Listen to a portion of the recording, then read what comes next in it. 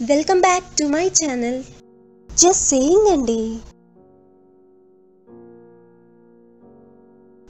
Hello guys, ఈరోజు మనం antibiotics గురించి డిస్కస్ చేసుకుందాం. యాంటీబయాటిక్స్ అనే వర్డ్ని ఈ మధ్య చాలానే వింటున్నాం కదా. మరి యాంటీబయాటిక్స్ అంటే ఏంటి, యాంటీబయాటిక్స్ని కరెక్ట్గా యూజ్ చేయడం ఎలా, ప్రాపర్గా యూజ్ చేయలేదంటే వచ్చే సైడ్ ఎఫెక్ట్స్ ఏంటి, యాంటీబయాటిక్స్ యూజ్ చేయడానికి తీసుకోవాల్సిన జాగ్రత్తలు ఏంటి అన్నీ ఈ వీడియోలో తెలుసుకుందామండి. Let's start. First of all, antibiotics అంటే ఏంటి? యాంటీబయాటిక్ అనే వర్డ్కి అర్థం అగేన్స్ట్ లైఫ్, అంటే జీవితానికి వ్యతిరేకం అని. భయపడకండి, మన లైఫ్కి కాదు, ప్రాపర్గా వాడితే బ్యాక్టీరియా లైఫ్కి అగేన్స్ట్గా పనిచేస్తుంది. బ్యాక్టీరియాతో వచ్చే ఇన్ఫెక్షన్స్ని ట్రీట్ చేయడానికి యూజ్ చేసే మెడిసిన్ని యాంటీబయాటిక్స్ అంటాము. బ్యాక్టీరియాని చంపడం ద్వారా లేదంటే బ్యాక్టీరియా రీప్రొడ్యూస్ అవ్వకుండా ఆపడం ద్వారా యాంటీబయాటిక్స్ ఇన్ఫెక్షన్ని తగ్గిస్తాయి. యాంటీబయాటిక్స్ బ్యాక్టీరియల్ ఇన్ఫెక్షన్స్తో ఫైట్ చేయడానికి మన ఇమ్యూన్ సిస్టమ్కి హెల్ప్ చేస్తుంది. జలుబు, జ్వరం లాంటి వైరల్ ఇన్ఫెక్షన్స్ మీద యాంటీబయాటిక్స్ ప్రభావం ఎక్కువగా ఉండదు. ఈ మధ్య యాంటీబయాటిక్స్ వాడకం చాలా ఎక్కువైపోయింది. యాంటీబయాటిక్స్ ప్రాపర్గా కేర్ఫుల్గా యూజ్ చేయలేదంటే అది మన ప్రాణానికే ప్రమాదంగా మారే అవకాశాలున్నాయి.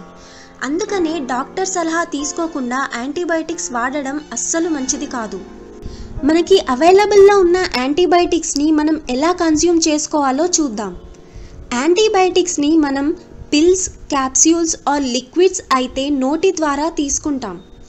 Cream, spray, ointment, eye drops, ear drops లాంటి యాంటీబయాటిక్స్ని ఎక్స్టర్నల్గా అప్లై చేసుకుంటాం. ఇన్ఫెక్షన్ సివియర్గా ఉన్నప్పుడు ఇంజెక్షన్ ద్వారానో ఐవీ ద్వారానో యాంటీబయాటిక్స్ని తీసుకుంటాం. మనం ఇప్పుడు యాంటీబయాటిక్స్లో టైప్స్ చూద్దాం. టైప్ ఆఫ్ బ్యాక్టీరియాని బట్టి డిఫరెంట్ యాంటీబయాటిక్స్ ఉంటాయండి. వైడ్ రేంజ్లో ఉన్న బ్యాక్టీరియాని ఎఫెక్ట్ చేసే యాంటీబయాటిక్స్ని బ్రాడ్ స్పెక్ట్రమ్ యాంటీబయాటిక్స్ అంటాము. దీనికి example amoxicillin and gentamicin. Specific బ్యాక్టీరియాని ఎఫెక్ట్ చేసే యాంటీబయాటిక్స్ని నారో స్పెక్ట్రమ్ యాంటీబయాటిక్స్ అంటాము. దీనికి ఎగ్జాంపుల్ పెన్సిలిన్. ఇప్పుడు మనం యాంటీబయాటిక్స్ హిస్టరీని చూద్దాం. 20th సెంచరీకి ముందు ఇన్ఫెక్షన్స్ని ట్రీట్ చేయడానికి ట్రెడిషనల్ మెడిసిన్ని యూజ్ చేసేవాళ్ళు. మన పూర్వీకులు ఇన్ఫెక్షన్స్ని ట్రీట్ చేయడానికి కొన్ని చెట్ల మందుల్ని, మోల్డ్స్ని వాడేవారు. డైస్లోని సింథటిక్ యాంటీబయాటిక్స్ని కనుగొన్నప్పటి నుండి యాంటీబయాటిక్స్ని మోడర్న్ మెడిసిన్లో యూజ్ చేయడం అనేది స్టార్ట్ అయింది. 1907లో పాల్ ఎర్లిష్ మెడికల్గా యూజ్ అయ్యే ఫస్ట్ సింథటిక్ యాంటీబ్యాక్టీరియల్ కాంపౌండ్ సల్వర్సన్ అనే డ్రగ్ని కనుగొన్నాడు. దాన్ని ఇప్పుడు యాస్ఫినమిన్ అంటున్నాము. యాంటీబయాటిక్స్ని కనుగొనక ముందు 1920sలో ఎంతోమంది గొంతు నొప్పి లాంటి చిన్న చిన్న బ్యాక్టీరియల్ ఇన్ఫెక్షన్స్తో మరణించారు. ఫస్ట్ న్యాచురల్ యాంటీబయాటిక్ పెన్సిలిన్ని 1928లో లండన్లోని సెయింట్ మేరీస్ హాస్పిటల్లోని బ్యాక్టీరియాలజీ ప్రొఫెసర్ అలెగ్జాండర్ ఫ్లెమింగ్ కనుగొన్నాడు. 1942లో Ernst Chain, Howard Florey and Edward Abraham first penicillin అయిన పెన్సిలిన్ జీని ప్యూరిఫై చేయడంలో సక్సెస్ఫుల్ అయ్యారు. కానీ ఆ పెన్సిలిన్ 1945కి ముందు ఎక్కువగా అందుబాటులోకి రాలేకపోయింది. తర్వాత నోమన్ హెయిట్లీ పెన్సిలిన్ ప్యూరిఫికేషన్ తొందరగా బల్క్లో అవ్వడానికి బ్యాక్ ఎక్స్ట్రాక్షన్ అనే టెక్నిక్ని డెవలప్ చేశారు. పెన్సిలిన్ యొక్క ఫస్ట్ కెమికల్ స్ట్రక్చర్ని 1942లో అబ్రహాం ప్రపోజ్ చేశారు. తర్వాత ఆ కెమికల్ స్ట్రక్చర్ని 1945లో డోరథీ క్రోఫుడ్ హాడ్జ్కిన్ కన్ఫర్మ్ చేశారు. 1945లో ఫ్లెమింగ్ గారికి, షెయిన్ గారికి అండ్ ఫ్లోరీ గారికి పెన్సిలిన్ని సక్సెస్ఫుల్గా డెవలప్ చేసినందుకు గాను మెడిసిన్లో నోబెల్ ప్రైజ్ ఇచ్చారు. యాంటీబయాటిక్ రెసిస్టెన్స్ అంటే ఏంటి? యాంటీబయాటిక్స్ని ఓవర్గా అవసరానికి మించి యూజ్ చేసినప్పుడు బ్యాక్టీరియా అనేది సూపర్ బ్యాక్టీరియాలా మారుతుంది. అప్పుడు యాంటీబయాటిక్స్ ఈ బ్యాక్టీరియా మీద పనిచేయకపోవచ్చు. దీన్నే యాంటీబయాటిక్ రెసిస్టెన్స్ అంటాము.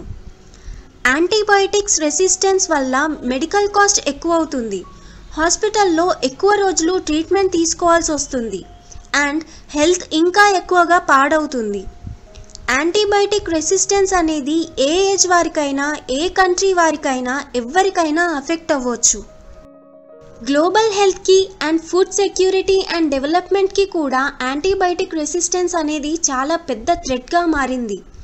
యాంటీబయాటిక్స్ని మిస్యూజ్ చేసినప్పుడు కానీ, ఓవర్గా యూజ్ చేసినప్పుడు కానీ, లేదంటే ఇన్ఫెక్షన్ని సరిగ్గా కంట్రోల్ చేయలేనప్పుడు కానీ యాంటీబయాటిక్ రెసిస్టెన్స్ అనేది ఎక్కువ అవుతుంది. యాంటీబయాటిక్స్ ఎక్కువగా పనిచేయకపోవడం వల్ల పెరుగుతున్న న్యూమోనియా అండ్ ట్యూబర్క్యులోసిస్ లాంటి ఇన్ఫెక్షన్స్ని ట్రీట్ చేయడం చాలా కష్టంగా మారుతుంది. బ్యాక్టీరియా మీద బాగా పనిచేసే పెన్సిలిన్ అండ్ ఎరిథ్రోమైసిన్ లాంటి యాంటీబయాటిక్స్ కూడా ఈ యాంటీబయాటిక్ రెసిస్టెన్స్ వల్ల లెస్ ఎఫెక్టివ్ అవుతున్నాయి. యాంటీబయాటిక్స్ యూజ్ చేసేటప్పుడు ఉండే సైడ్ ఎఫెక్ట్స్ ఏంటో చూద్దాం. యాంటీబయాటిక్స్ ఇన్ఫెక్షన్ని ట్రీట్ చేసే సమయంలో మన కడుపులో already bad bacteria and good bacteria ఉండటం వల్ల యాంటీబయాటిక్స్ మన డైజెస్టివ్ సిస్టమ్ని ఎక్కువగా ఎఫెక్ట్ చేస్తూ ఉంటుంది. దానివల్ల మనకి వామిటింగ్స్ అవ్వడం, కడుపులో తిప్పడం, కడుపు ఉబ్బరంగా ఉండటం, కడుపులో నొప్పి, నీరసంగా ఉండడం అనేవి కామన్గా ఉండే సైడ్ ఎఫెక్ట్స్. స్కిన్ మీద ర్యాషెస్ రావడం, దగ్గు, గొంతులో నొప్పి, ఊపిరి తీసుకోవడం ఇబ్బందిగా అనిపించడం లాంటివి సివియర్ సైడ్ ఎఫెక్ట్స్. యాంటీబయాటిక్స్ని ప్రాపర్గా ఎలా యూజ్ చేయాలో చూద్దాం. డాక్టర్స్ ప్రిస్క్రైబ్ చేసినప్పుడే యాంటీబయాటిక్స్ని యూజ్ చేయాలి. యాంటీబయాటిక్స్ని ఎలా వాడాలి అనే డైరెక్షన్స్ని ప్రాపర్గా ఫాలో అవ్వాలి. డాక్టర్స్ మనకి ఇన్ని రోజులు మెడిసిన్ యూజ్ చేయమంటే అన్ని రోజులే మెడిసిన్ యూజ్ చేయాలి. మధ్యలోనే తగ్గిపోయింది కదా అని మానేస్తే ఆ బ్యాక్టీరియా బ్రతికిపోయి మళ్ళీ మనల్ని ఇన్ఫెక్ట్ చేసే ఛాన్స్ ఉంటుంది. యాంటీబయాటిక్స్ని తర్వాత మళ్ళీ అవే యూజ్ చేసుకుందాంలే అన్నట్టు సేవ్ చేసుకొని పెట్టుకోవద్దు. వేరే వాళ్ళ కోసం ప్రిస్క్రైబ్ చేసిన యాంటీబయాటిక్స్ని మనం యూజ్ చేయరాదు. యాంటీబయాటిక్స్ యూజ్ చేస్తున్నప్పుడు ఏదైనా సివియర్ రియాక్షన్ లాగా అనిపిస్తే వెంటనే డాక్టర్ని కన్సల్ట్ అవ్వడం మంచిది. ఇప్పటి వరకు మనం తెలుసుకున్న దాన్ని బట్టి యాంటీబయాటిక్స్ గురించి చివరగా మనం చెప్పుకునేది ఏంటంటే, అవసరం లేకున్నా కూడా యాంటీబయాటిక్స్ వాడటం వల్ల మనకేమీ ఉపయోగం ఉండదు అండ్ దానివల్ల సైడ్ ఎఫెక్ట్స్ కూడా వచ్చే అవకాశం ఉంటుంది. మీ హెల్త్ బాగాలేనప్పుడు మీకు ఏ ట్రీట్మెంట్ ఇస్తే బాగుంటుందో మీకన్నా మీ డాక్టర్కే బాగా తెలుసుంటుంది.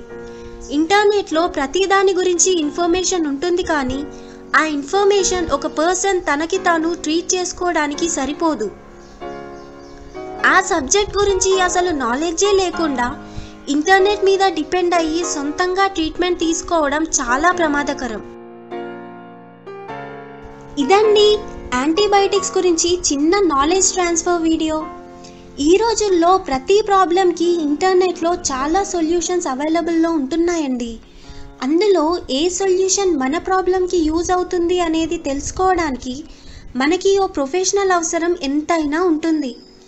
అందుకనే ఊరికే ఇంటర్నెట్ మీద డిపెండ్ అయిపోయి మనకి మనమే ట్రీట్మెంట్ ఇచ్చేసుకుంటే దానివల్ల వచ్చే సైడ్ ఎఫెక్ట్స్ని ఫేస్ చేయడానికి కూడా మనం రెడీగా ఉండాలి. మరి జస్ట్ సేయింగ్ అండి. Thanks for watching guys. Before you leave, don't forget to like, share and subscribe to my channel. Just saying, Andy.